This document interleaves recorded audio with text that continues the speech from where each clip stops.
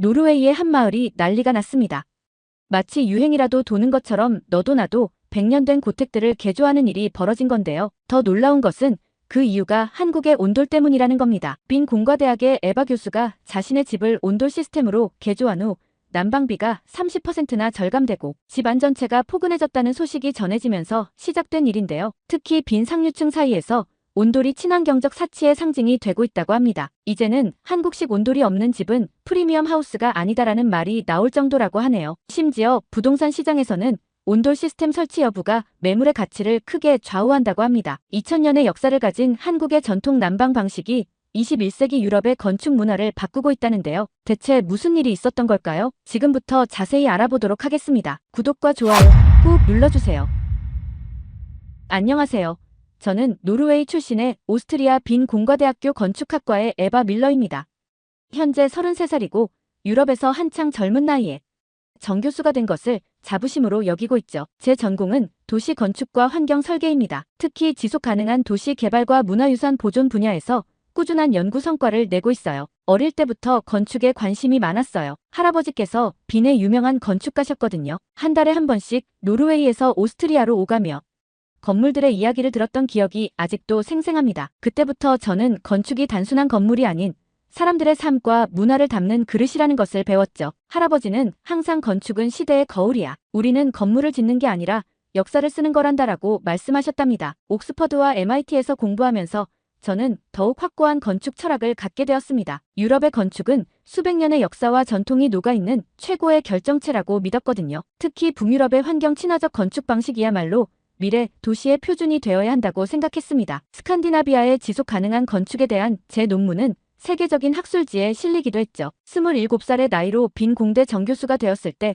주변에서는 제가 자만할까봐 걱정했다고 해요. 하지만 전 더욱 열심히 연구했습니다. 유럽 각국을 다니며 도시 재생 프로젝트에 참여했고 건축상도 여러 번 수상했죠. 제 설계로 지어진 암스테르담의 친환경 주거단지는 2023년 최고의 도시 건축물로 선정되기도 했답니다. 하지만 그런 제 시각은 다소 편협했던 것 같아요. 특히 아시아의 건축에 대해서는 무척 부정적이었죠. 일본의 좁은 집들이나 홍콩의 고층 빌딩을 볼 때마다 이건 사람이 사는 게 아니야 라고 생각했습니다. 심지어 학회에서 아시아의 도시 개발을 주제로 한 발표가 있으면 일부러 참석하지 않기도 했어요. 한국의 아파트 문화에 대해서는 더욱 비판적이었어요. 수직 빈민가라고 부르며 비웃었죠. 어떻게 사람들이 저런 회색 콘크리트 박스에서 살 수 있지?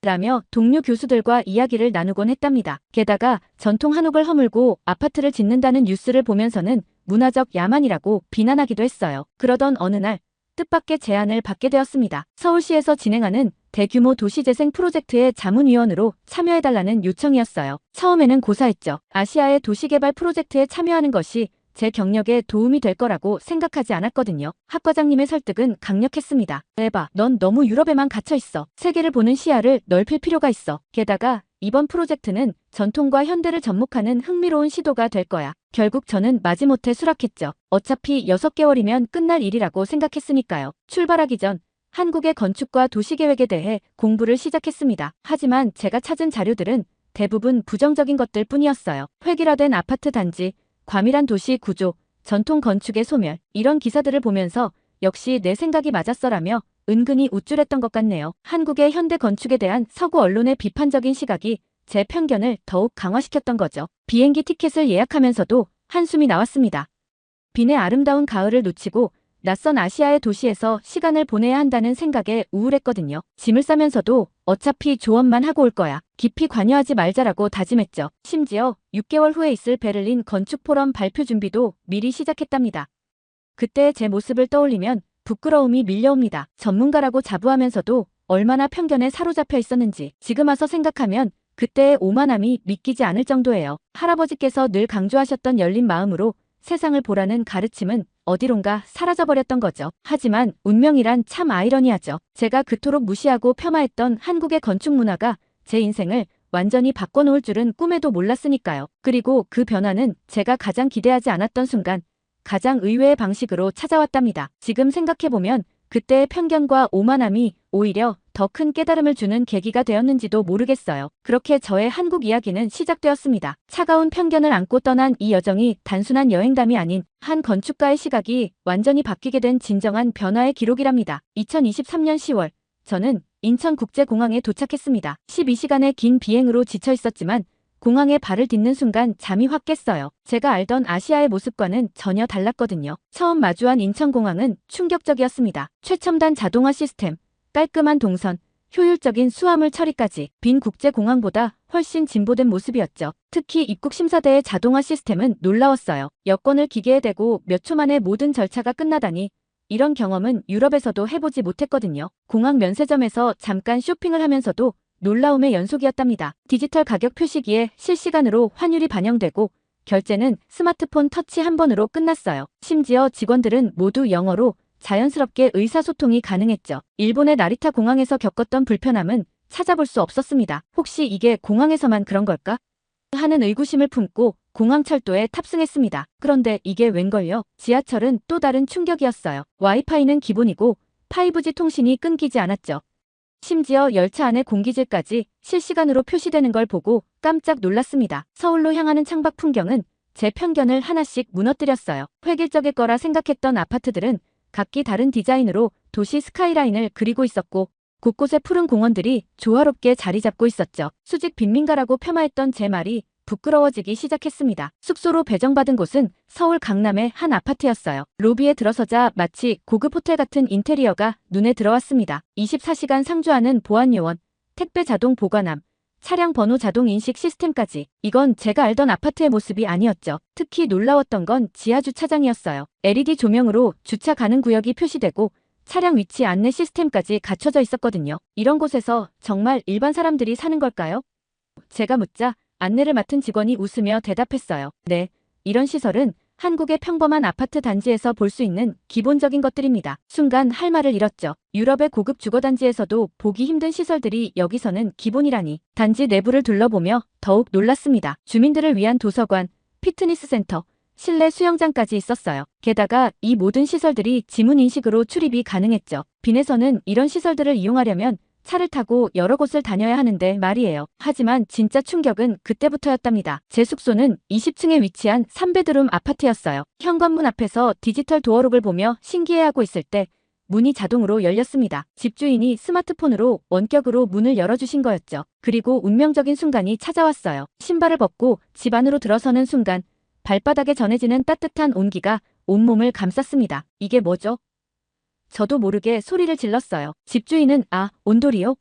바닥난방이에요 라고 당연하다는 듯이 대답하셨죠. 순간 머리가 멍해졌습니다. 제가 알던 모든 난방 이론이 흔들리는 것 같았어요. 라디에이터로 공기를 데우는 게 당연하다고 생각했는데 바닥에서 올라오는 따뜻함은 전혀 다른 차원의 경험이었거든요. 아파트 내부를 둘러보며 놀라움은 계속됐습니다. 월패드로 모든 가전제품을 제어할 수 있고 환기 시스템은 미세먼지 농도에 따라 자동으로 작동되죠. 심지어 주방 창문 너머로 보이는 한강 전망까지. 이건 제가 상상했던 수직 빈민가가 아니었어요. 욕실에 들어섰을 때는 또 한 번 놀랐답니다. 욕실 바닥도 따뜻했고 환기와 건조 시스템이 자동으로 작동되었어요. 특히 변기에 달린 비데 기능은 글쎄요. 처음에는 좀 당황스러웠지만 지금은 없으면 안 될 필수품이 되었답니다. 그날 밤 바닥난방의 따뜻함 때문이었을까요? 저는 침대 대신 바닥에 이불을 깔고 누워보았습니다. 그동안 얼마나 편협한 시각으로 세상을 보고 있었는지 깊이 반성하게 되었어요. 할아버지의 말씀이 떠올랐습니다. 진정한 건축가는 항상 배우는 자세로 세상을 봐야 한다. 창밖으로 보이는 서울의 야경은 마치 별들이 수놓은 듯 했어요. 불과 몇 시간 전만 해도 저는 이곳을 비인간적인 도시라고 생각했는데 지금은 그 생각이 얼마나 잘못됐는지 깨닫고 있었습니다. 다음 날 아침, 저는 프로젝트 사무실에 가기 전 한 가지 결심을 했습니다. 이제는 한국의 건축 문화를 제 편견으로 판단하지 않고 열린 마음으로 이해하고 배우겠다고요. 그리고 그 결심은 제 인생에서 가장 현명한 선택 중 하나가 되었답니다. 온돌에 대한 호기심이 생긴 저는 다음 날부터 본격적인 조사를 시작했습니다. 처음에는 단순한 전기장판 정도로 생각했던 온돌이 알고 보니 수천 년의 역사를 가진 과학적인 난방 시스템이더군요. 한국 연구진들과 첫 미팅에서 온돌에 대해 물어보았어요. 그들은 제 관심이 반가웠는지 세세한 설명을 해주었습니다. 온돌의 원리는 놀라울 정도로 과학적이었어요. 바닥 전체에 온수 파이프를 설치해 열을 전달하는 방식인데 이는 현대 건축에서 추구하는 복사열 난방의 원리와 일치했거든요. 이건 정말 대단한데요? 제가 감탄하자 연구원 한 분이 웃으며 말씀하셨어요. 온돌은 고구려 시대부터 있었던 거예요. 지금으로부터 약 2000년 전부터 한반도에서 사용된 난방 방식이죠. 순간 제 얼굴이 붉어졌습니다. 유럽의 현대 난방 기술을 자랑스러워하던 제가 부끄러워졌거든요. 더 놀라운 건 에너지 효율성이었습니다. 제가 그동안 자랑스럽게 여겼던 유럽의 라디에이터 난방은 공기를 데워 열을 전달하는 방식이에요. 하지만 이는 열 손실이 크고 층간 온도 차이도 심하죠. 반면 온돌은 바닥에서부터 골고루 열이 전달되어 에너지 효율이 20에서 30% 더 높다는 거예요. 연구소에서 본 실험 데이터는 더욱 충격적이었습니다. 같은 크기의 공간을 동일한 온도로 맞추는데 라디에이터는 초기 가동 후 40분이 걸린 반면 온돌은 25분이면 충분했어요. 게다가 온도 유지를 위해 소비되는 에너지 양도 확연히 차이가 났죠. 이건 말도 안 돼요. 저도 모르게 부정하고 싶어졌습니다. 제가 쓴 논문에서 유럽의 난방 시스템을 최고의 효율성이라고 주장했는데 수천 년 전부터 더 효율적인 시스템이 있었다니요. 하지만 증거는 명확했어요. 열화상 카메라로 찍은 사진을 보니 라디에이터가 설치된 공간은 천장 쪽의 온도가 높고 바닥은 차가웠습니다. 반면 온돌이 설치된 공간은 전체적으로 균일한 온도 분포를 보였죠. 이는 에너지 효율성 면에서 온돌이 월등히 우수하다는 것을 증명하는 결정적인 증거였어요. 더구나 현대의 온돌은 전통 방식을 더욱 발전시켰더군요. 보일러 기술의 발달로 온도 조절이 정밀해졌고 스마트홈 시스템과 연동되어 각 방의 온도를 개별적으로 제어할 수 있었습니다. 심지어 스마트폰으로 외출 중에도 난방을 조절할 수 있다니. 특히 인상 깊었던 건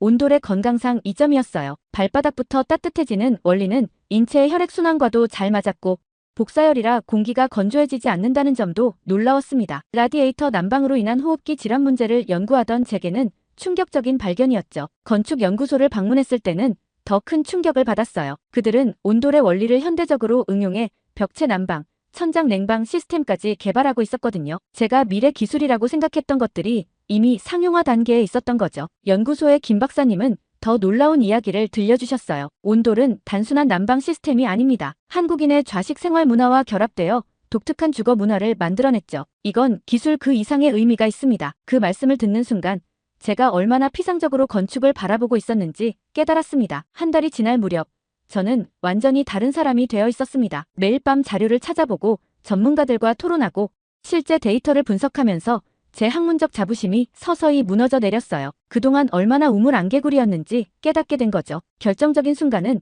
제가 머물던 아파트의 난방비 고지서를 봤을 때였습니다. 빈의 제 집과 비교했을 때 난방비가 거의 절반 수준이었어요. 처음에는 계산이 잘못된 줄 알았는데 이게 온돌의 효율성 때문이라는 걸 알게 되었죠. 이제 저는 매일 아침 발바닥으로 전해지는 따뜻함을 느끼며 생각합니다. 우리가 미처 보지 못했던 지혜가 여기 있었다는 걸.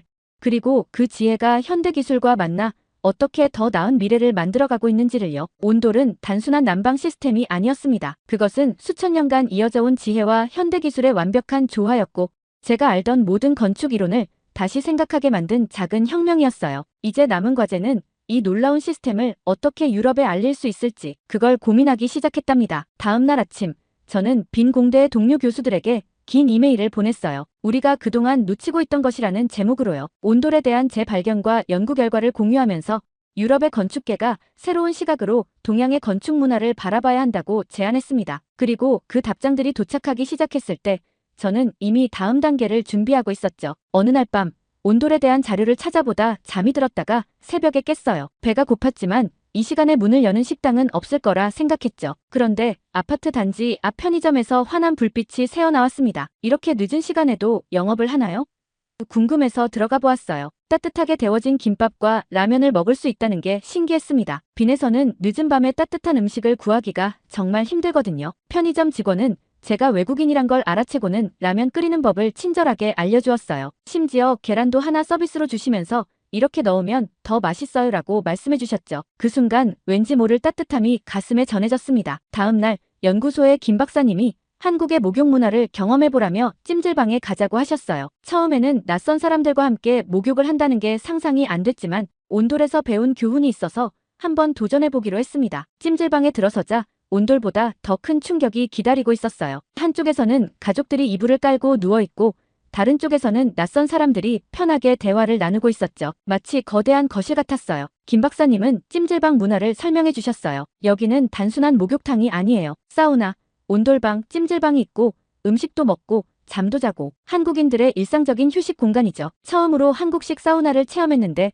때를 미는 아저씨의 정성 어린 손길에 감동했어요. 격식 없이 편하게 대해주시는 모습에서 진정성이 느껴졌죠. 유럽의 고급 스파에서는 느낄 수 없는 독특한 경험이었습니다. 찜질방에서 가장 인상 깊었던 건 낯선 사람들 사이의 자연스러운 배려였어요. 누군가 음료수를 건네주고 또 누군가는 등을 밀어주겠다고 제안하고, 이런 광경은 개인주의가 강한 유럽에서는 상상하기 힘든 거였죠. 특히 황토방에서 옆자리 할머니가 건네주신 수건은 잊을 수가 없어요. 이렇게 땀을 많이 흘리면 감기가 싹 나을 거야 라고 하시면서요. 비록 말은 통하지 않았지만 그 따뜻한 미소만으로도 충분했답니다. 찜질방을 나오면서 문득 깨달았어요. 한국의 온돌이나 찜질방 문화는 단순한 시설이 아니었던 거예요. 그 속에는 사람과 사람 사이의 따뜻한 정이 흐르고 있었던 거죠. 다음 날부터는 동네 곳곳을 돌아다니며 한국인들의 일상을 관찰하기 시작했어요. 식당에서는 모르는 사람과도 반찬을 나누어 먹고, 버스에서는 자리를 양보하고, 길을 묻는 사람에게는 목적지까지 데려다주는 모습들. 특히 감동받은 것은 아파트 주민들의 공동체 문화였어요. 엘리베이터에서 마주치면 항상 먼저 인사를 건네고, 택배가 왔을 때는 이웃이 대신 받아주기도 하고, 이런 작은 배려들이 모여 따뜻한 생활 공간을 만들어내고 있었죠. 어느 날은 층간 소음 때문에 걱정했던 아래층 주민이 오히려 저를 집으로 초대해 커피를 대접해 주었어요. 외국인 혼자 산다고 하니까 불편한 거 있으면 언제든 말해요라는 말에 눈물이 날 뻔했답니다. 이제는 이해할 것 같아요. 온돌이 왜 단순한 난방 시스템 이상의 의미를 가지는지를요. 바닥의 따뜻함처럼 한국인들의 마음속에는 타인을 향한 따뜻한 배려가 자연스럽게 녹아 있었던 거예요. 예전에 제가 폄하했던 수직 빈민가는 사실 현대적 기술과 전통적 가치가 조화롭게 어우러진 특별한 공간이었습니다. 그리고 그 공간 속에서 사람들은 따뜻한 정을 나누며 살아가고 있었죠. 밤이 되면 이제는 편의점에 일부러 들르곤 해요. 직원들과 나누는 짧은 대화가 그리워서요. 찜질방은 주말의 필수 코스가 되었고요. 이제는 저도 모르게 엘리베이터에서 마주치는 이웃들에게 먼저 인사를 건네고 있답니다. 한국에서의 시간이 저를 변화시키고 있어요. 건축가로서뿐만 아니라 한 사람의 인간으로서도요. 이곳에서 배운 정이라는 것, 이제는 제 마음속에도 자리 잡기 시작한 것 같습니다. 한국 생활에 점점 적응하면서 저는 온돌의 역사에 대해 더 깊이 알고 싶어졌어요. 국립민속박물관을 찾아갔을 때 제 눈을 의심할 수밖에 없었습니다. 기원전부터 이미 온돌이 존재했다는 기록이 있었거든요. 어떻게 이런 진보된 난방 시스템을 그 시절에 만들 수 있었을까요? 제 질문에 박물관의 큐레이터는 미소를 지으며 설명해 주셨어요. 고구려 고분 벽화에 온돌의 구조가 상세히 그려져 있다면서 당시 이미 과학적인 원리를 이해하고 있었다는 거죠. 특히 충격적이었던 건 아궁이와 고래의 구조였습니다. 불을 지피는 아궁이에서 시작해 구불구불한 고래를 통해 열기가 전달되고 마지막으로 연기가 빠져나가는 굴뚝까지. 이건 현대의 중앙난방 시스템의 원리와 정확히 일치했어요. 우리가 최첨단이라고 자부하던 기술이 이미 2000년 전에 존재했다니 저도 모르게 한숨이 나왔습니다. 더 놀라운 건 온돌이 단순히 난방 기술에 그치지 않았다는 거예요. 한국의 주거 문화, 생활 방식, 심지어 음식 문화까지 영향을 미쳤다는 사실을 알게 되었죠. 연구를 거듭할수록 온돌의 과학적 우수성이 더욱 분명해졌어요. 현대의 실내공학 관점에서 봐도 온돌은 놀라울 정도로 완벽한 시스템이었습니다. 바닥 복사열을 이용한 난방은 실내 공기의 대류 현상을 최소화하고 체감 온도를 효과적으로 높여주죠. 국내 유수의 건설사들을 방문하면서 현대 온돌 기술의 발전상도 볼 수 있었어요. 전통 온돌의 원리를 그대로 살리면서도 첨단 기술을 접목해 더욱 효율적인 시스템으로 발전시켰더군요. 특히 온도 제어 기술과 에너지 효율성 측면에서는 유럽의 어떤 난방 시스템보다 우수했습니다. 한 건설사의 연구소장님은 이런 말씀을 해주셨어요. 온돌은 단순한 기술이 아닙니다. 이것은 자연과 인간이 조화를 이루는 방식에 대한 우리 선조들의 통찰이 담긴 시스템이에요. 그 말씀이 제 가슴을 울렸습니다. 점점 더 깊이 연구할수록 제 건축 철학이 흔들리기 시작했어요. 제가 그동안 현대적이라고 믿었던 가치관이 얼마나 편협했는지 깨닫게 된 거죠. 서양의 기술만이 진보된 것이라는 제 고정관념이 완전히 무너져 내렸습니다. 특히 충격적이었던 건 현대 건축의 화두인 제로 에너지 하우스의 핵심 원리가 이미 한국의 전통 가옥에 담겨 있었다는 사실이었어요. 처마의 각도로 계절별 일사량을 조절하고 온돌과 마루를 조합해 자연 환기를 유도하는 방식은 그야말로 천재적이었죠. 어느 날 밤 제 숙소의 온돌방에 누워 천장을 바라보며 생각했습니다. 우리가 미처 보지 못했던 진실이 여기 있었다는 걸요. 현대 건축이 추구해야 할 가치가 이미 수천 년 전에 완성되어 있었다는 사실에 그저 겸손해질 수밖에 없었어요. 이제는 매일 아침 발바닥으로 전해지는 온기에 감사함을 느낍니다. 그 따뜻함 속에는 수천 년을 이어온 지혜와 과학, 그리고 인간에 대한 깊은 이해가 담겨 있다는 걸 알게 되었으니까요. 한국에서의 연구 결과를 정리하면서 저는 제 논문에서 주장했던 모든 것들을 수정해야겠다고 결심했어요. 유럽의 난방 시스템이 가진 한계를 인정하고 온돌의 우수성을 객관적으로 입증해야겠다고 말이죠. 마침내 저는 깨달았습니다. 진정한 혁신은 때로는 과거로부터 온다는 것을요. 미래지향적인 기술이라고 생각했던 것들의 근원이 사실은 오래된 지혜 속에 있었다는 걸 말이에요. 이제 제 과제는 이 놀라운 발견을 어떻게 서양의 건축계에 알릴 것인가 하는 점이에요. 그들의 편견과 고정관념을 깨는 것이 쉽지는 않겠지만 제가 변화했듯이 그들도 변할 수 있을 거라 믿습니다. 온돌은 더 이상 저에게 단순한 연구 대상이 아닙니다. 그것은 제 건축 철학의 근본적인 변화를 가져온 계기이자 앞으로 제가 나아가야 할 방향을 제시해준 나침반이 되었답니다. 한국에서의 6개월이 끝나고 오스트리아로 돌아왔을 때 제 집이 너무나 춥게 느껴졌어요. 라디에이터를 최대로 틀어도 한국에서 경험했던 그 포근한 온기는 느낄 수 없었죠. 이대로는 안 되겠어. 결국 저는 큰 결심을 하게 되었습니다. 제 집을 온돌 시스템으로 개조하기로 한 거예요. 하지만 이는 결코 쉬운 결정이 아니었답니다. 우선 빈의 겨울은 한국과 달랐어요. 건조한 데다 기온도 더 낮았죠. 게다가 석회질이 많은 오스트리아의 물은 온수 파이프에 치명적일 수 있다는 문제도 있었고요. 무엇보다 19세기에 지어진 제 집의 구조를 건드리는 것 자체가 큰 모험이었습니다. 동료 교수들의 반응은 예상대로였어요. 에바, 당신 미쳤어요? 수백 년간 이어온 우리의 난방 방식을 버리고 동양의 시스템을 도입한다고요? 심지어 어떤 분은 그렇게 아시아에 매료되었다면 아예 이민을 가시죠라는 비아냥거림도 했답니다. 하지만 저는 물러서지 않았어요. 한국의 건설사들과 연락을 주고받으며 유럽 환경에 맞는 온돌 시스템을 설계했습니다. 특수 정수 시스템을 도입하고 파이프의 매설 깊이도 더 깊게 조정했죠. 단열재도 한국의 것과는 다른 사양으로 선택했고요. 공사는 3개월이 걸렸어요.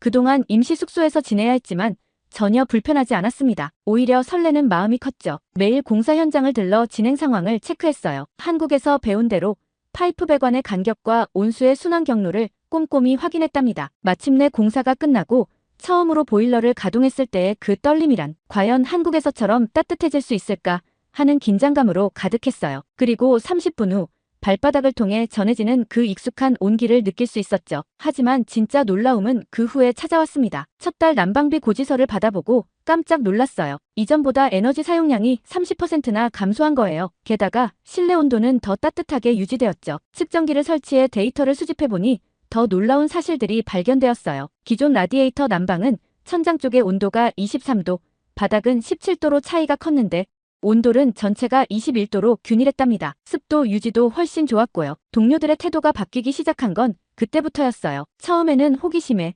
나중에는 진지한 관심을 가지고 제 집을 방문하기 시작했죠. 이건 정말 대단한데요? 라며 감탄하는 모습을 보면서 한국에서 제가 그랬던 것처럼 그들의 고정관념이 깨지는 걸 볼 수 있었답니다. 특히 건축학과 학생들의 반응이 뜨거웠어요. 매주 수업 후에는 온돌 시스템에 대한 질문 세례가 이어졌죠. 심지어 몇몇 학생들은 졸업 논문 주제로 온돌을 선택하겠다고 했답니다. 겨울이 깊어질수록 온돌의 장점은 더욱 분명해졌어요. 영하 15도의 혹한에도 실내는 항상 포근했죠. 특히 감동적이었던 건 아침에 일어날 때였어요. 차가운 바닥을 디뎌야 한다는 두려움 없이 따뜻한 바닥을 맨발로 걸을 수 있다는 게 얼마나 행복한 일인지 몰라요. 제 집은 이제 건축학과의 작은 명소가 되었답니다. 유럽 각지에서 온돌 시스템을 연구하러 오는 학자들도 생겼어요. 처음에는 저를 비웃었던 동료들도 이제는 자신의 집을 개조할 방법을 물어보곤 하죠. 가장 큰 변화는 제 아버지의 태도였어요. 처음에는 우리 딸이 미쳤나봐라고 하시던 분이 직접 체험해보시곤 온돌의 열렬한 지지자가 되셨답니다. 특히 관절염이 있으신 어머니가 이런 게 천국이지라고 하시는 걸 들으시곤 당신 집도 개조하시겠다고 하더라고요. 이제는 자신있게 말할 수 있어요. 온돌은 단순한 난방 시스템이 아닌 우리의 미래가 될 거라고요. 에너지 효율성, 쾌적성, 지속 가능성, 현대 건축이 추구하는 모든 가치가 이미 이 전통적 시스템 안에 담겨 있으니까요. 한국에서 시작된 작은 호기심이 이렇게 큰 변화를 가져올 줄은 저도 몰랐답니다. 하지만 이제 이건 시작에 불과해요. 앞으로 더 많은 연구와 발전이 필요하겠죠. 그리고 저는 그 여정의 선두에 서고 싶습니다. 2024년 봄학기 빈공과대학교 건축학과의 커리큘럼에 큰 변화가 생겼습니다. 지속가능한 건축의 역사와 미래라는 제 강의에 한국의 온돌 시스템 챕터가 정식으로 포함된 거예요. 처음에는 다른 교수들의 반대도 있었지만 제 집의 실제 데이터가 강력한 설득력을 가져다 주었죠. 첫 강의 날 저는 이렇게 시작했어요. 여러분, 우리가 찾던 미래 건축의 해답은 의외의 곳에 있었습니다. 바로 2000년 전 동양의 지혜 속에요. 학생들의 눈빛이 반짝였던 걸 아직도 기억해요. 강의는 놀라울 정도로 인기가 높았습니다. 특히 실제 온돌방으로 개조한 제 집을 현장 학습 장소로 활용했을 때는 수강 신청이 조기 마감될 정도였죠. 학생들은 직접 바닥의 온기를 느끼며 이론과 실제의 차이를 체험할 수 있었어요. 그러던 중 EU 친환경건축위원회에서 연락이 왔습니다. 2050 탄소 중립을 목표로 하는 새로운 건축 프로젝트에 자문을 요청한 거예요. 저는 주저없이 온돌 시스템을 제안했습니다. 처음에는 회의적인 반응이 많았지만 제 집의 사례와 구체적인 데이터를 보여주자 태도가 달라졌어요. 전통적인 지혜와 현대 기술의 결합.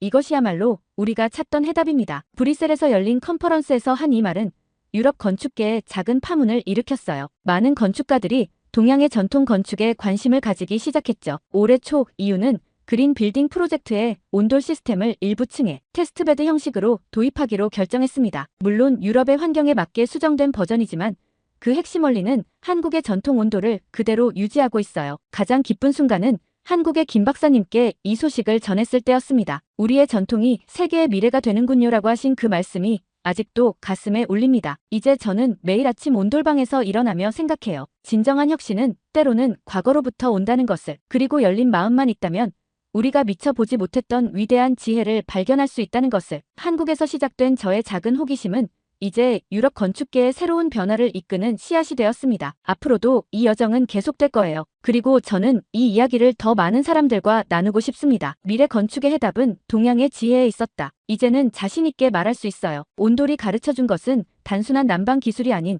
자연과 인간이 조화롭게 공존하는 방법이었으니까요. 한국, 그리고 온돌과의 만남은 제 인생의 터닝포인트가 되었습니다. 이제는 제가 그 따뜻함을 유럽의 더 많은 사람들에게 전하고 싶어요. 아마도 이것이 제가 앞으로 해야 할 일인 것 같네요. 그리고 마지막으로 하고 싶은 말이 있습니다. 감사합니다, 한국. 당신의 따뜻한 바닥이 저의 인생을 바꾸어 놓았네요. 오늘의 사연은 여기까지인데요.